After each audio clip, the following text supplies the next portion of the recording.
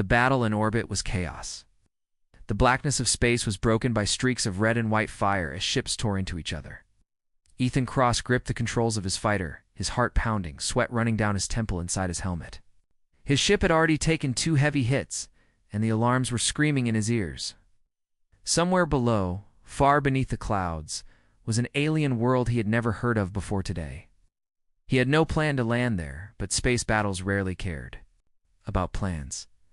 A blast slammed into the left wing, spinning his fighter like a toy. He cursed under his breath, fighting the stick, but the engines were dying. Through the cracked glass of his cockpit, he saw the enemy cruiser looming above him like a giant shadow. One more hit, and it would all be over. Then it came a pulse. A blue light ripping through his tail section. The fighter spun faster, gravity tearing at him. Planet's surface rushed up toward him, a swirl of green and gold.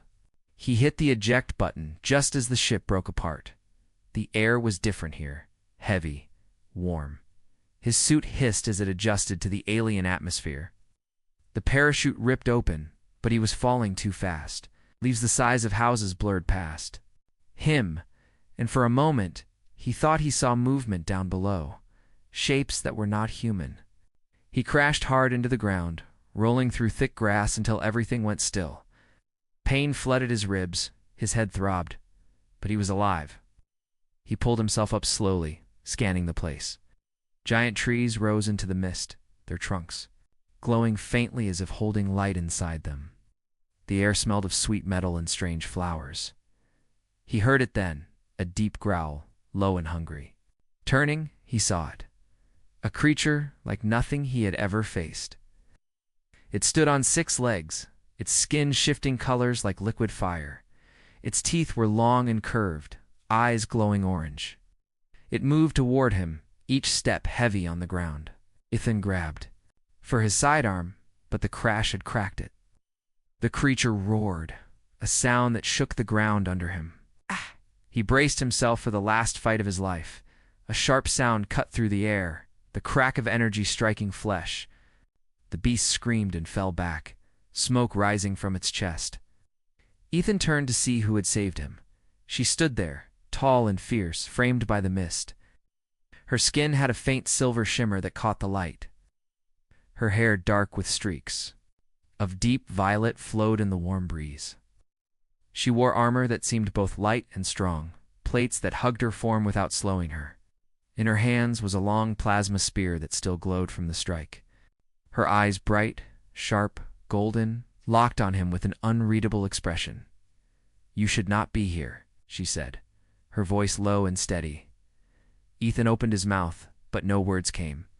She stepped closer, scanning him from head to toe.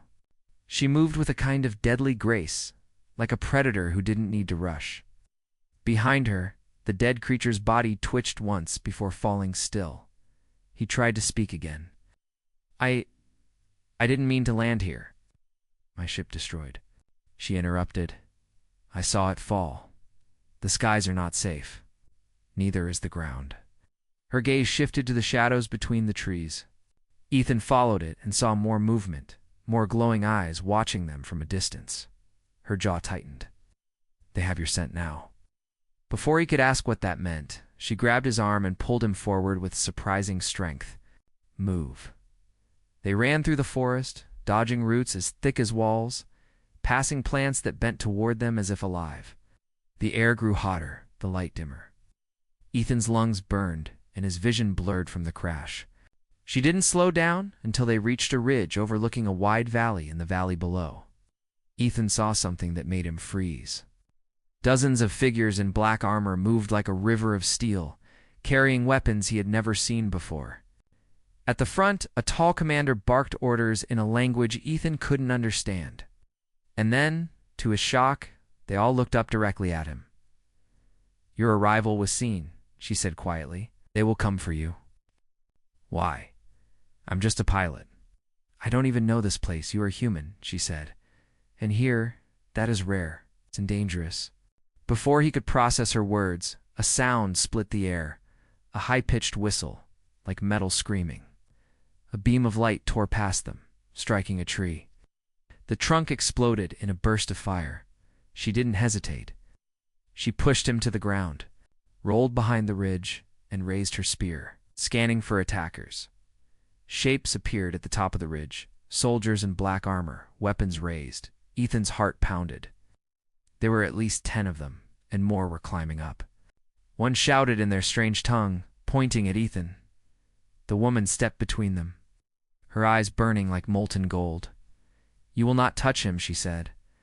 The soldiers hesitated. One of them spoke again, this time in broken English. "Is wanted? You give him, or you die with him." The air grew tense, silent except for the faint hum of their weapons. Ethan's pulse hammered in his ears. He glanced at her, wondering what she would do. Her lips curved into something that was almost a smile, but it was the kind of smile a predator gives before striking. "You can try," she said. The leader barked an order, and all at once the soldiers moved. Energy blasts lit the air. Ethan ducked, his mind screaming for a weapon. And through it all she moved fast, precise, a blur of silver and fire. One soldier fell, then another, their weapons clattering to the ground. But more kept coming, and Ethan knew this was only the beginning. Somewhere in the chaos he realized something. She didn't know him. She didn't know him anything. But she was willing to fight for him, and from the look in her eyes, she would kill anyone who tried to take him away. The morning light was pale and cold, filtering into the crystal cave like liquid silver. Ethan woke to the sound of Soraya sharpening her spear. The steady scrape of metal on stone echoed off the walls, each stroke slow and deliberate.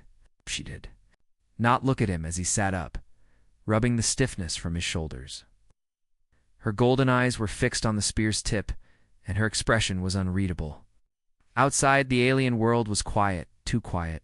"Eat," she said, tossing him a small packet wrapped in thick leaves. Inside was a strip of dried meat, dark and rough. He bit into it and tried not to think about what creature it might have come from. "We move in 1 hour," she continued. "The hunters will not stop. Every moment we stay in one place. More. Come." Ethan swallowed his bite. "Why me, Soraya? Why not just leave me and be done with it?" Her eyes flicked to him, sharp and cold. "Because you are mine. I have claimed you. And because if they take you, Koresh will have the power to break worlds." He was still trying to understand those words when the sound came. A faint hum at first, then a rising roar. They rushed to the cave's mouth and looked to the horizon. Ethan's stomach tightened. Hanging in the sky was a massive hologram, so large it covered half the clouds. His own face stared back at him, every detail perfect, floating above the land like a god's judgment. Below the image, alien text scrolled in crimson light. But Ethan didn't need to read it to understand. "It's a bounty," Soraya said flatly. "Enough credits to buy a planet. Every hunter in this sector will come for you now." His heart pounded. "A whole planet for me?" "Yes," she said. "They will kill me to get to you." The words hit him harder than the image in the sky. This wasn't just about him anymore. Staying alive meant keeping her alive too. They left. The cave quickly moving through a canyon, where the walls were so high they blocked out the sun. The air here was damp, and the ground was covered in a slick green moss. Ethan tried to keep up, but Soraya's pace was relentless. She moved with the precision of someone who had lived her whole life hunted and hunting in turn. Halfway through the canyon, the silence broke. Deep voice called out from the shadows above. "Leave the human, Soraya. You cannot protect him from all of us." Ethan looked up to see dark shapes on the cliffs, at least a dozen armed figures, rifles glinting. In the dim light, the leader was taller than the rest, his armor marked with jagged red patterns. His helmet was open, revealing a face crisscrossed with scars. His eyes locked on Ethan with the hunger of a predator that had just found its meal. Soraya didn't. "Slow, you will not have him," she called back, her voice carrying like steel in the canyon. The leader laughed. "Then you will die, and I will still take him." The ambush came fast. Bolts of plasma screamed down from above, striking the canyon floor. Soraya shoved Ethan against the wall and leapt into the air, her spear spinning. She moved from one wall to the other, a blur of silver and violet, striking down the hunters before they could reload. Ethan could barely follow her with his eyes, but there were too many. A blast slammed into the wall beside him, spraying shards of rock. He ducked low, crawling toward a fallen weapon. His fingers closed around the grip, and he raised it toward the nearest hunter. The weapon was heavier than he expected, and the recoil nearly tore it from his hands. But the bolt hit. The hunter fell. When the fight ended, the canyon floor was littered with bodies and smoking weapons. Soraya landed beside him, breathing hard but still standing tall. She glanced at the rifle in his hands. "You learned quickly," she said. "I had a good teacher," he replied, still trying to catch his breath. She didn't smile, but her eyes softened just slightly before she turned away. "Come, we cannot stay." They moved into the desert beyond the canyon. The ground here was cracked and dry, and the air shimmered with heat. In the distance, Ethan saw strange stone towers rising. Like jagged teeth from the earth, Soraya pointed toward them. "The old ruins. No one dares go there. That is where we will hide." "Why?" Ethan asked. "Because even Koresh fears what sleeps beneath them," she said. The ruins were massive, carved with symbols Ethan didn't recognize. The stones seemed to hum under his feet, and the air grew colder as they entered. Shadows were deep, and the silence pressed against his ears. It felt less like a place abandoned and more like something waiting. They found shelter in what might have once been a temple. The walls were covered in faded murals showing battles between giants and winged creatures. Ethan ran his hand over the carvings. "Who built this place?" "No one knows," Soraya said. "Some say it was the first people. Others say it was the gods themselves." She knelt near the doorway, scanning the desert beyond. "Rest now. We move again at night." Ethan sat against the wall, exhaustion pulling at him. But sleep didn't come easily. Every sound, every shadow seemed to hold a threat. And when he finally began to drift, he woke to Soraya's hand over his mouth. Her eyes were wide, her body tense. She pointed toward the doorway in the distance, silhouetted against the setting sun. Dozens of figures were approaching the ruins. Their armor gleamed red in the dying light. And at their head was the scarred leader from the canyon alive, smiling and walking straight toward them. Night had fallen by the time Ethan and Soraya slipped out of the ruins. The air was cooler now, the twin moons casting pale light over the desert. The hunters who had chased them into the ruins were still out there, but Soraya had led them through a hidden passage that opened far from where the enemy expected. For hours they moved in silence, their steps quick and cautious, until faint lights appeared on the horizon. It was a settlement, small, scattered, built into the side of a rocky hill. Towers of scrap metal and stone rose above narrow paths, lit by hanging lanterns. Soraya slowed as they approached. "We will find supplies here," she said quietly. "Weapons, food, water." Ethan followed her into the settlement, keeping his head low. The people here were not like Soraya's tribe. Their skin came in every shade of metal and stone, their eyes glowing in strange colors. Some had tusks, others long segmented tails that moved behind them. Most barely glanced at Ethan, but a few stared openly. Whispering to each other, they stopped at a low building where the smell of oil and hot metal drifted out. Inside, the walls were lined with weapons, rifles, blades, energy shields. A tall man with silver hair and deep blue skin stepped from behind the counter. His armor was old, but well cared for, and his smile was wide. "Soraya," he said, his voice warm. "It has been many years." "Torvin," she replied. "I need weapons, rations, and fuel cells, and I need them quickly." Torvin's eyes slid to Ethan. "And this is under my protection," Soraya said sharply. "That is all you need to know," Torvin chuckled, holding up his hands. "Of course. Come, we will talk inside." They followed him into a back room where a table was covered in maps and datapads. Soraya began sorting through gear, while Torvin busied himself with a pot of steaming liquid. Ethan, still sore from the last fight, sank into a chair and let his eyes wander the room. The walls were covered in hunting trophies, claws, fangs, broken weapons. This man had seen battle before. Torvin placed 2 cups on the table, offering one to Soraya. "Drink," he said. "You must be tired." She took the cup but didn't drink right away. Her golden eyes watched him carefully. "How much?" she asked. "For you." "I will give a friend's price," Torvin said with an easy smile.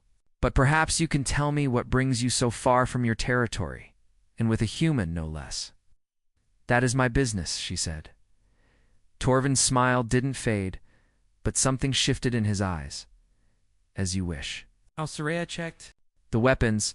Torvin excused himself, saying he needed to fetch more supplies. The door closed behind him. Ethan leaned closer to her. "You trust this guy?"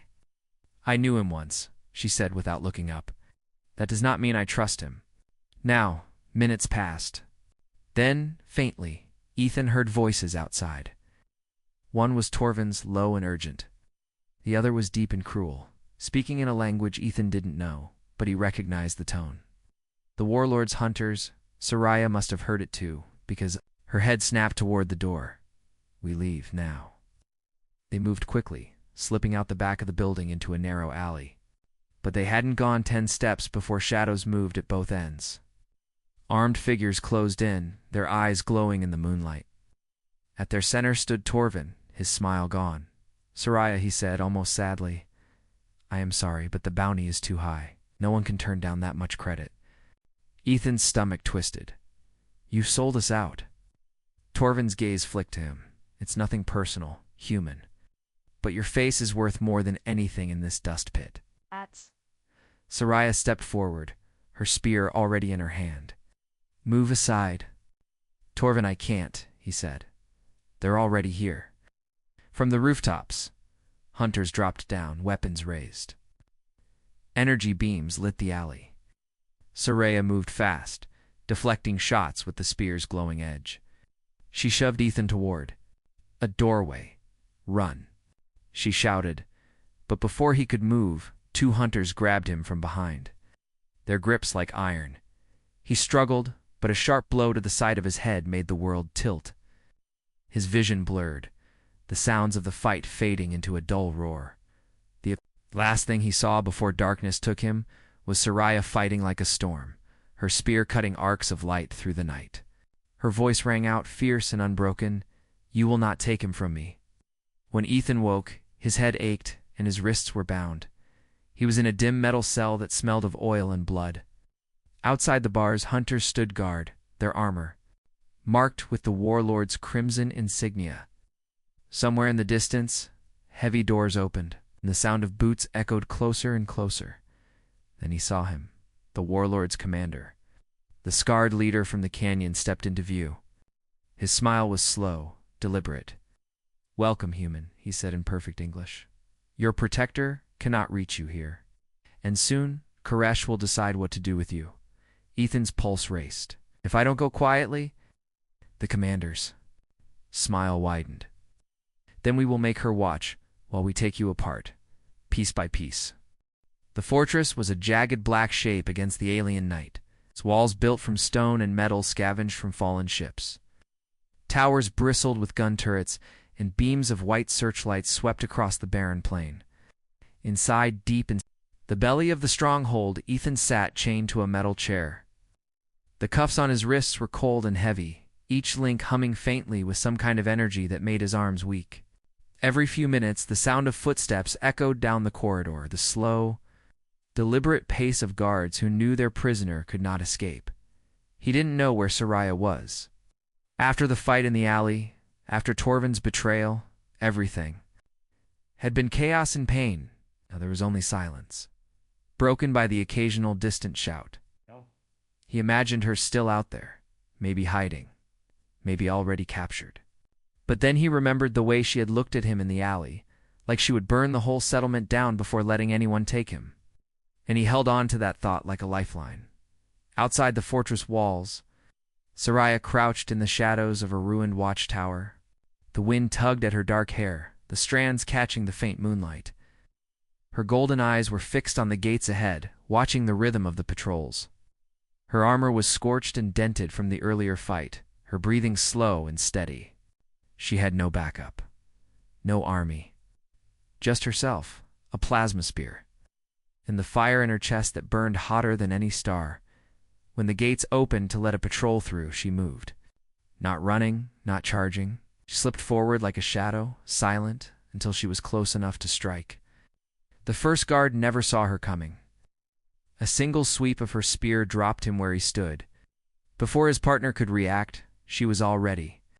Inside the walls, the fortress was a maze of narrow corridors and open courtyards, lit by cold blue lamps. Soraya moved through it with lethal precision, cutting down any guard who crossed her path. Her movements were fluid, almost beautiful, each strike of her spear ending in a burst of light. More than once, she heard shouts the human. Protect the human. And each time, her pace quickened. In the cell block, Ethan sat with his head bowed, pretending to be weaker than he was. 2 guards stood outside, talking in low voices. The first sound he noticed was not footsteps, but a sudden, sharp silence. Then a body hit the floor with a heavy thud. He looked up just in time to see Soraya standing in the doorway, her spear dripping with blue light. "On your feet," she said. Relief and disbelief tangled in his chest. You actually came." "Said I would protect you," she replied. That was not a lie. She sliced through the cuffs with one smooth strike. The energy in the metal sparked and died. Ethan's arms were numb, but he forced himself to move. Before they could leave, a voice boomed from the far end of the corridor. "Going somewhere?" Was the warlord's commander, the scarred alien with the predator's smile. He stepped into the light, flanked by 6 heavily armed soldiers. Their rifles hummed with charged energy, aimed straight at her. "You could have lived, Soraya," the commander said. "All you had to do was hand him over. But instead, you bring war to Koresh's doorstep." Soraya's grip on her spear tightened. "If you want him," she said, her voice low and steady, "you will have to kill me first." The commander's smile deepened. Gladly. The fight was brutal. Plasma bolts scorched the walls as Soraya spun and struck, her spear a blur of light and metal. Ethan dove for cover, grabbing a fallen rifle. He fired at the soldiers who tried to flank her, each shot ringing in his ears. Soraya moved with impossible speed, her armor catching the glow of every blast. She cut down one soldier, then another, each movement precise and deadly. The commander was different. He met her strikes with a massive blade, crackling with energy, the clash of weapons sending sparks into the air. They fought like 2 storms colliding, her speed against his raw strength. Every blow shook the floor beneath them. Ethan saw an opening when one soldier tried to reload. He sprinted forward, slamming the butt of the rifle into the soldier's helmet. The alien fell, weapon clattering to the floor. Ethan grabbed it and fired at another guard, the recoil jarring his arms. At last, Soraya forced the commander back. With a flurry of strikes, he stumbled, his blade lowering for a fraction of a second, and she drove her spear through his armor. The crackling energy around his weapon flickered and died as he fell to his knees. His eyes burned with hate, but his voice was a whisper. "Koresh will hunt you both." Then he collapsed, silent. Soraya pulled her spear free and turned to Ethan. "We have to move. Now." They raced through the corridors, alarms blaring. The fortress shook as distant explosions echoed. Maybe other prisoners were trying to escape in the chaos. Maybe the guards were destroying evidence. It didn't matter. They burst through the gates into the open night, the cool air hitting their faces like freedom. In the distance, the desert stretched wide and empty under the twin moons. But Ethan knew the war wasn't over. The bounty was still on his head. And the warlord's forces would not stop. Still, as they ran side by side, he felt something he hadn't felt since the crash, a spark of hope. Soraya glanced at him, her expression unreadable. "Do you understand now?" she asked. "Understand what?" Her golden eyes locked on his. "That no one will take you from me, not while I breathe." The words sent a strange chill through him, part fear, part something else. He nodded, breathless. "Then we'd better keep moving." They vanished into the night, leaving the fortress burning behind them. The desert night wrapped around them like a silent, endless ocean. Twin moons floated above, casting pale light over the sand that stretched in every direction. The fortress was now a dark shape far behind them, broken by fire and smoke curling into the sky. Every step away from it felt like borrowed time, each moment stolen from the warlord's wrath. Soraya led the way, her spear still glowing faintly, her gaze scanning the horizon for any sign of pursuit. Ethan followed close, his heart pounding, the cool air sharp in his lungs. For a while, there was nothing but the sound of their footsteps and the whisper of the wind. But Ethan's mind wouldn't rest. "They'll come after us," he said, breaking the silence. "You know they will." "They are already on their way," Soraya replied, without looking back. Her voice was calm, but there was a tightness.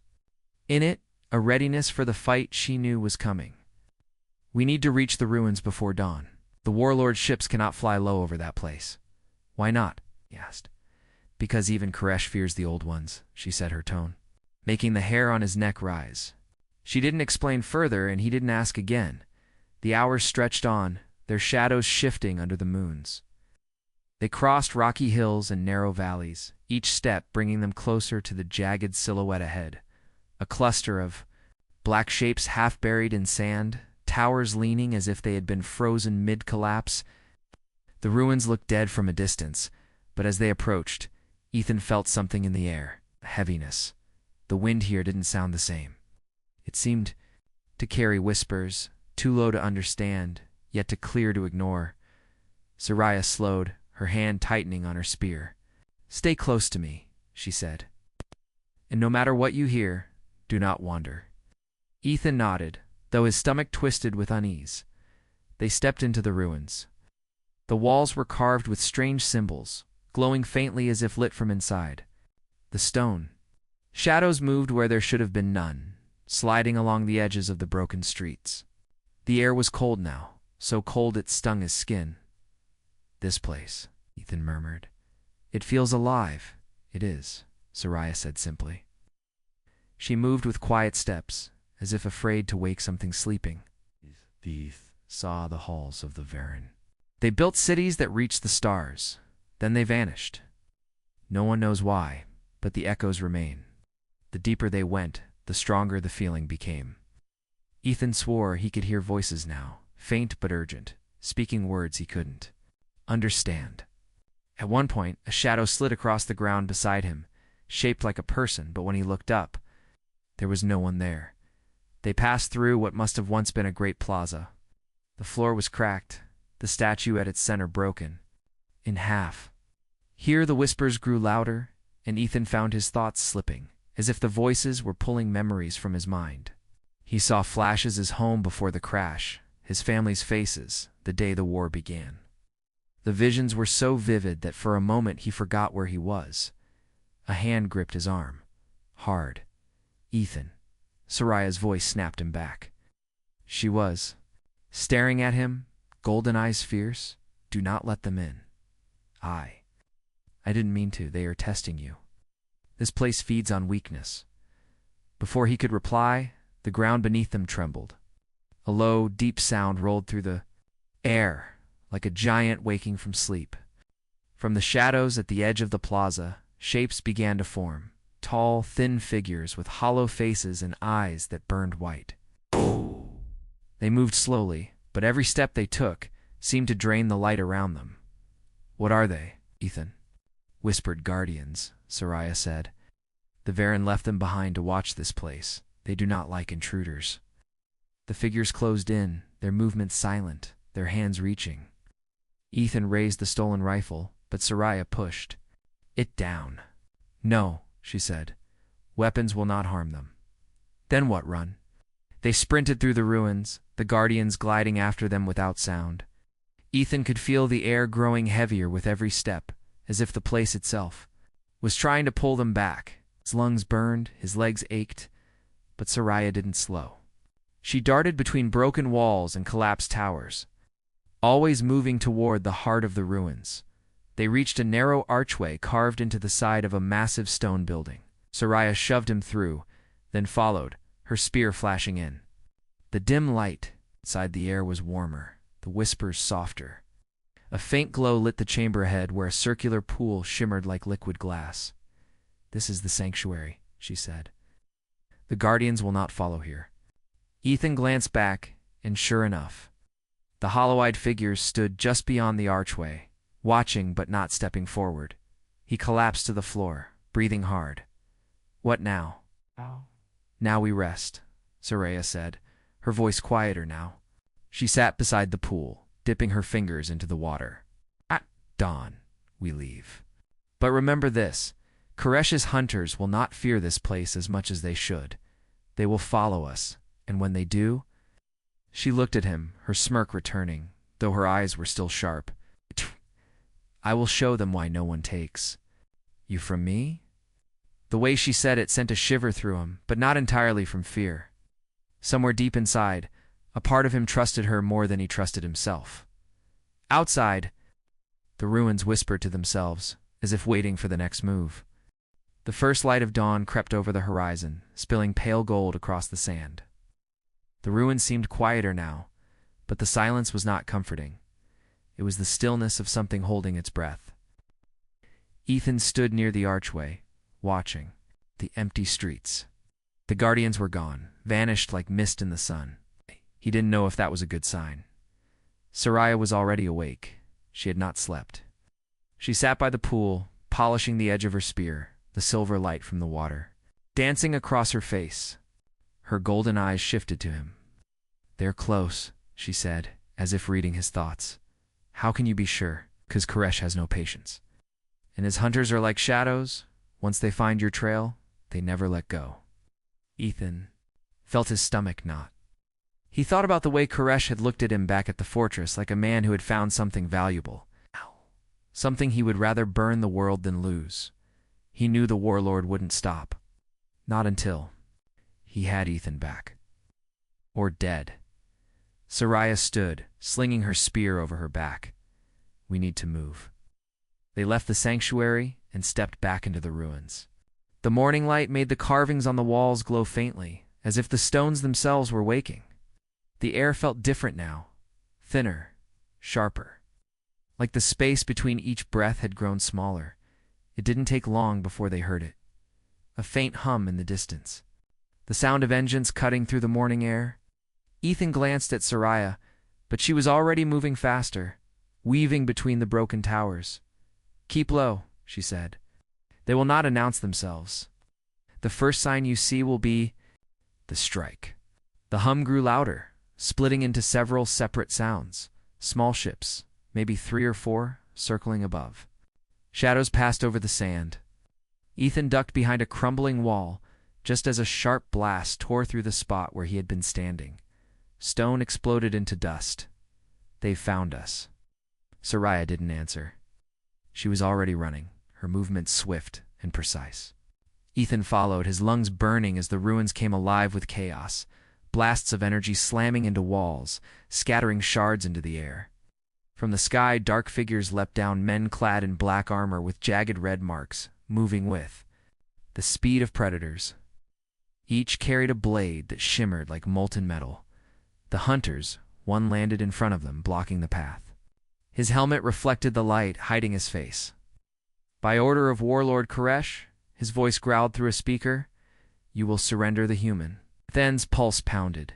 Soraya stepped forward, the glow of her spear intensifying.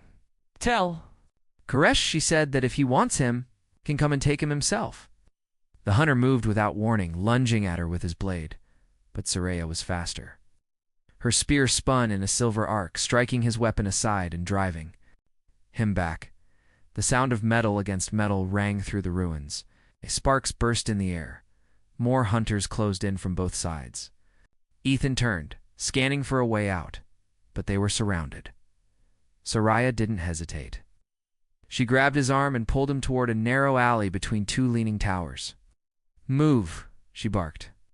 They dashed through the shadows, the sound of armored boots pounding after them. Blasts tore chunks from the walls.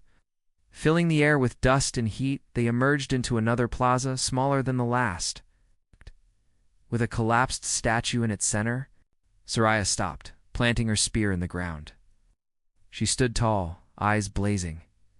They will not stop, Ethan said, breathing hard. No, she replied, and neither will I. The hunters poured into the plaza. There were at least 6 now, their weapons glowing in the pale morning light. They spread out, closing the circle. The leader stepped forward, blade raised. Ethan knew they were outnumbered, outmatched, but Soraya didn't move back. She twirled her spear once, the motion smooth and deadly. Then she charged. The clash was like lightning fast, blinding, full of heat. Soraya's spear moved in a blur, blocking, striking, spinning. Every hit she made cracked armor or sent sparks flying. She fought like the desert wind, never still, never in one place long enough to be trapped. But even she could not hold forever. One hunter's blade sliced across her shoulder. She didn't flinch, but Ethan saw the blood. He picked up a shard of broken stone and hurled it at another attacker, catching him in the helmet. The man staggered, giving Soraya an opening, too. "Strike him down." "Go," she shouted, but Ethan didn't move. Said, "Go, I'm not leaving you." He yelled back. For a heartbeat, her eyes met his, not angry now, but something else, something almost soft. Then another hunter lunged, and the moment was gone. A deep roar split the air above them.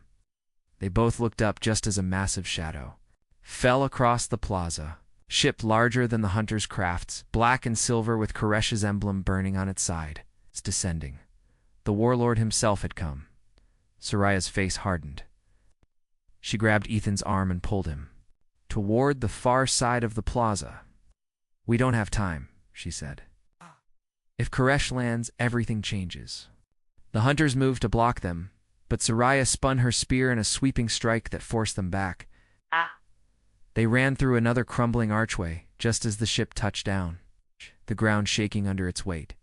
Ethan didn't look back, but he could hear the hiss of the landing ramp and the heavy steps of someone far more dangerous than the hunters.